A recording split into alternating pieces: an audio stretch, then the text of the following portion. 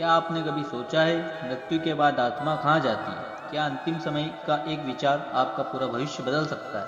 नमस्कार दोस्तों, मैं हूं कपिल राठौर और आप देख रहे हैं आध्यात्मिक गीता। आज के इस वीडियो में हम उस अद्भुत अध्याय की चर्चा करेंगे जो उपनिषदों के गूढ़ रहस्य को बहुत सरल शब्दों में समझाया जाता है। यह वीडियो अंत तक जरूर देखिए, क्योंकि अंत में आपको बताऊंगा वह एक रहस्य जो जन्म मृत्यु के चक्र से हमेशा के लिए मुक्त कर सकता है। मुख्य भाग, आत्मा और मृत्यु का रहस्य।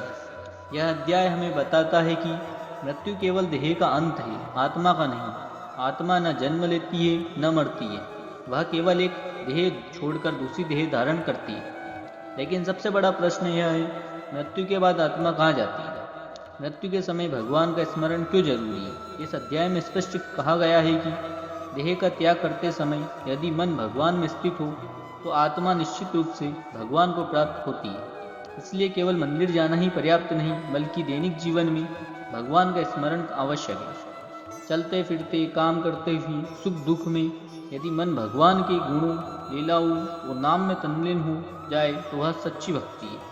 अनन्य भक्ति का प्रभाव। जब कोई साधक अनन्य भक्ति से अपने मन को पूर्ण रूप से भगवान में लगा देता है तो वह भौतिक बंधनों से ऊपर उठ जाता है, माया के प्रभाव से मुक्त हो जाता है और प्रवेश करता है आध्यात्मिक लोक में, जो इस नश्वर संसार से परे है। भौतिक लोकों का रहस्य। इस अध्याय में यह भी बताया गया है कि यह पूरा ब्रह्मांड अनेक लोकों से बना है, जहाँ असंख्य जीव जन्म लेते हैं। लेकिन ध्यान दीजिए, यह सभी लोग सृष्टि के समय प्रकट होते हैं और प्रलय के समय पुण्य अव्यक्त हो जाते हैं। अर्थात स्वर्ग लोक भी स्थायी नहीं है, ब्रह्मलोक भी नश्वर है, भगवान का दिव्य लोक अंतिम सत्य है।